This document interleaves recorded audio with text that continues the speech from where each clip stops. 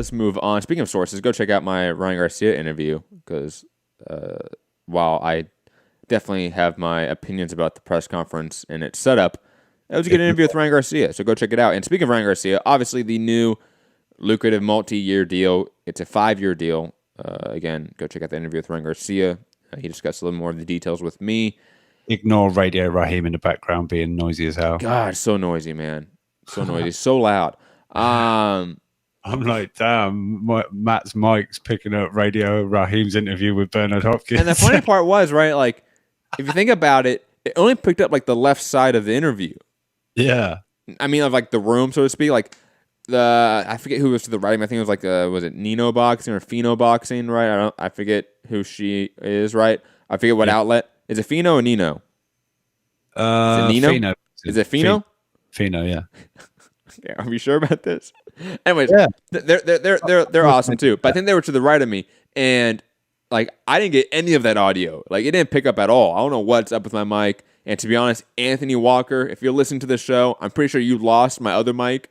So I'm coming at you, buddy, because I couldn't find my other mic for this trip. So screw you. But digressing from it all, Ryan Garcia signing this new multi-year deal, 5-year deal with Golden Boy, right after we had the very public drama and beef between Ryan Garcia, Eric Gomez, and Oscar De La Hoya. Rob, let me get your thoughts on this before I jump in and give mine, because I haven't really talked to you about this story yet. Even like in our in our personal chat, like text messaging and shit. Like we haven't talked about this news story, so I don't know what your opinions are. So, what are your opinions about Ryan Garcia all of a sudden turning around, signing this massive 5-year deal with Golden Boy? I want to say congratulations, Ryan Garcia. You played everybody. You've done it. You got what you wanted. I think with a little help of Canelo retweets, I think might have pressured Oscar's hand a little bit. Interestingly, Oscar's out there telling Bob Arum to stay away, and we'll get to that. I'm just saying, you go worry about Crawford, don't worry about this side of things. Well, Oscar, I think deep down you're worried about your side of the fence as well. So, obviously he's got the Duno fight on the co-main event, which has left me a little bit like, it's the co-main. But you know what's funny is that he's been saying it's the co-main. Have you noticed this? Ryan has been saying it's the co-main. Oscar hasn't. Yeah, or DAZN or anyone. I'm not saying it's not the co-main. Like Ryan's out there saying over and over again it's the co-main, but Oscar's on stage at the press conference saying, and we have the Ryan Garcia Duno fight. It's gonna be a great fight on the undercard, and it doesn't say co-main event. If it's the co-main event, you would sell it as the co-headline. Yeah, I see more problems on the horizon. Oh, absolutely. I wish we knew a bit more detail about this. How did Ryan word it? The biggest deal in boxing history for prospects. I don't know what that means. Was he gone from 50 grand to 100 grand a fight or so? I don't know, but he's out there telling everyone. Dan Rayfield on a report, he quote tweeted that and said, the biggest, and he corrected that. Make sure you put that down, please. Let the world know. I mean, look, fair play to him. He's kicked and screamed and used every little piece that came out to his advantage, and he's got what he wanted. But I mean, I don't even think he's that good, to be honest. But good luck to him. Well played. But from what I've read, everything wasn't as cordial as they were trying to make out. Some of the writers and stuff, or people there, they seem to sense there was still a little bit of atmosphere. Okay, so I was there, right? So, you go. Yeah. It's weird. It's a weird tension that's still there. First off, I think largely speaking, the tension's not with Oscar. I'll be honest. I think Oscar says stupid shit, and we're gonna get to Canelo's comment about that later on in the show. But in my mind, Oscar's just a guy that's just like a bumbling idiot at this point, right? So like none of the fighters I think really take it personal. Eric Gomez, though, he is the one that first really started this. Yeah. Hashtag make a war. Yeah. I mean, he started this war between Ryan Garcia and Golden Boy in a way. And I never really saw them interact. Ryan Garcia and Eric Gomez. I saw them stay clear of each other. I saw them not talk to each other. While Oscar was constantly going to Ryan, giving him hugs, and Bernard Hopkins especially. And there was a moment, actually, it was the first time they saw each other at the press event, at the press conference, and Ryan Garcia was doing an interview. Bernard Hopkins sort of stopped an interview, went up to Ryan Garcia, stopped his interview and said, hey, I just want to give you a hug. Like, started talking to him, like, took him aside. And Ryan came back and was like, it's Bernard Hopkins. Like, without him, I wouldn't be here. He said something to that effect. I don't want to exact quote him because I didn't have it on a video. I wasn't videotaping it. Somebody else was. I didn't want to, obviously. But it was something to the effect of, without him, like, I wouldn't be here. And is Bernard his dad? No. Like, I think from a negotiation standpoint. Yeah. Maybe and on top of that, we know from, I think it was Mike Coppinger that put out, right, that the lawyer, I'm going to get the name wrong, Guadalupe Valencia, I believe is the name. Nice. Right? I think that's the name.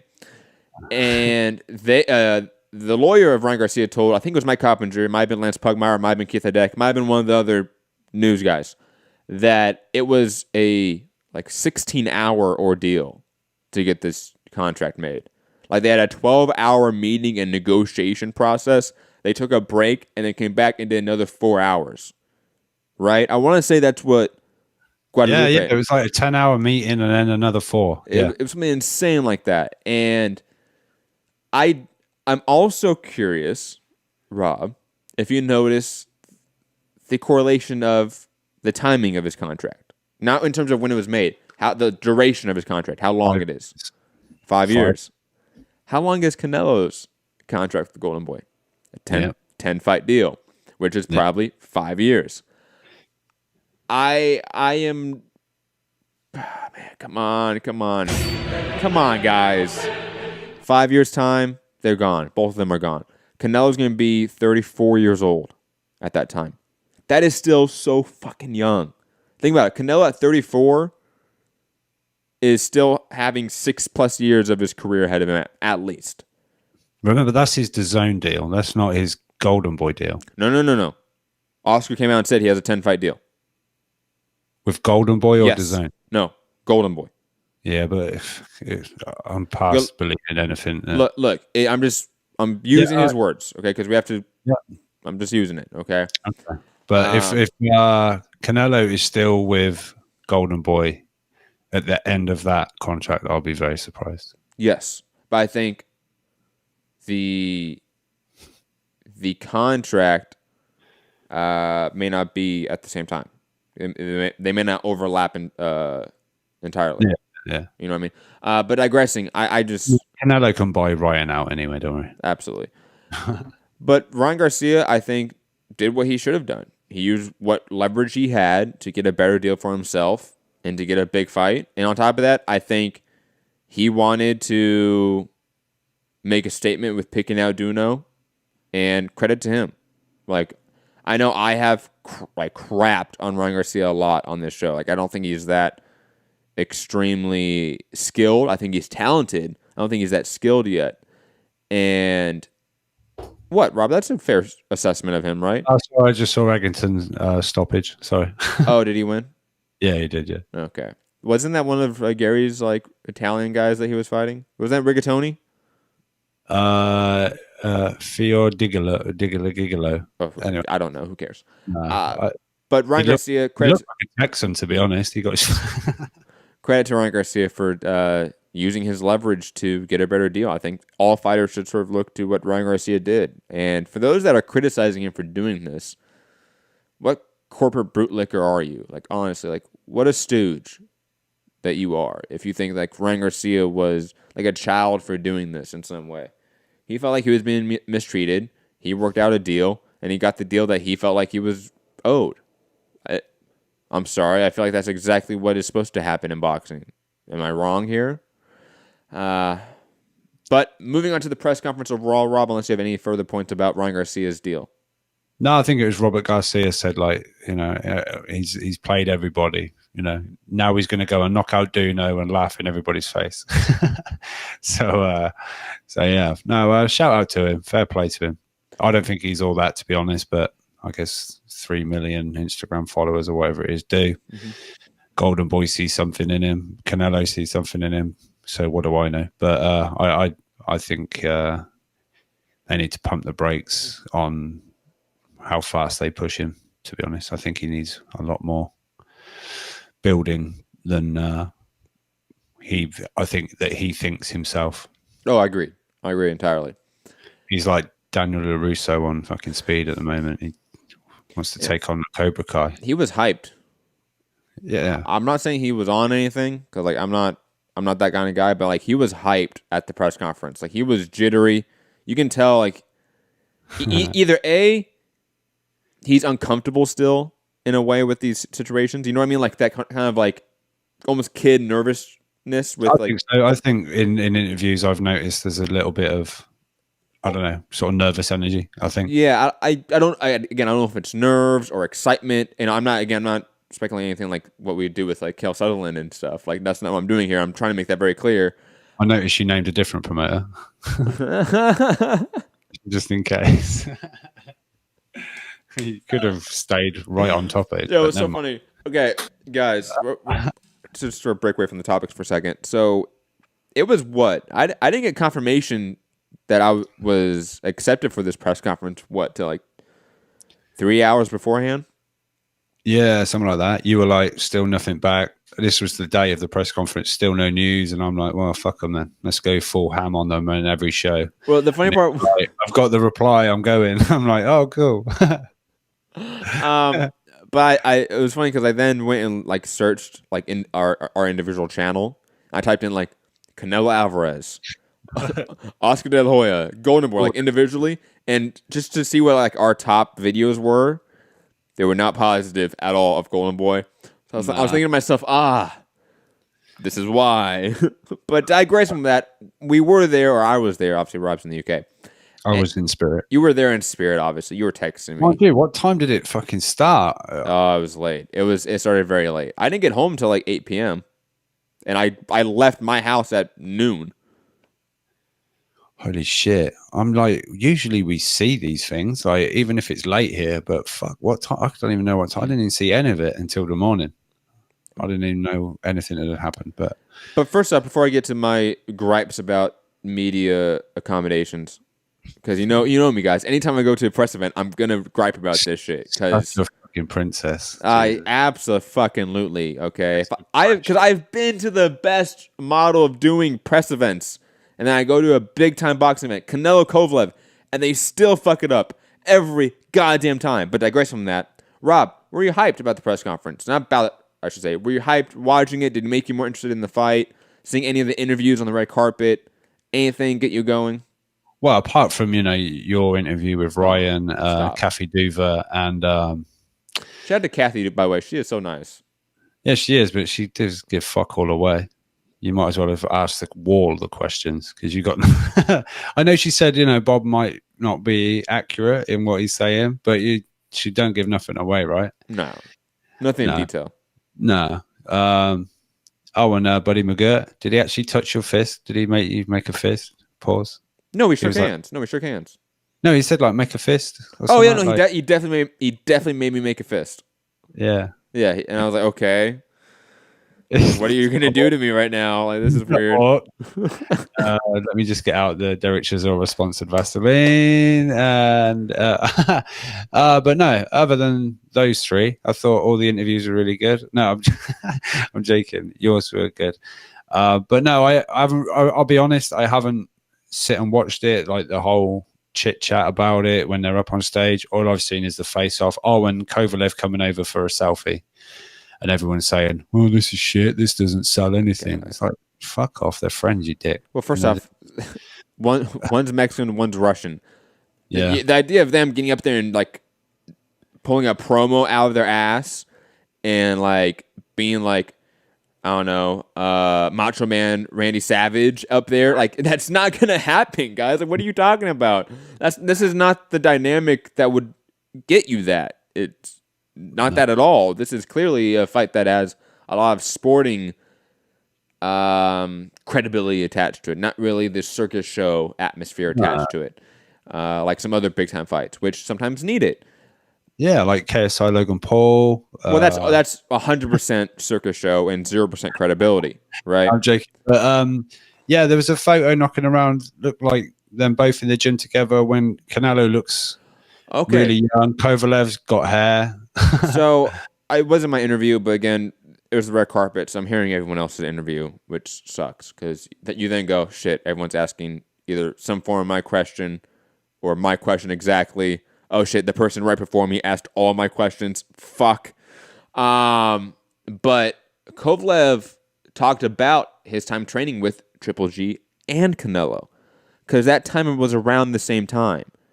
So he didn't say this outright, but again, I think that's partially due to his sort of broken English. But I think that picture of, let's say, the Triple G with Canelo way back in the day, right?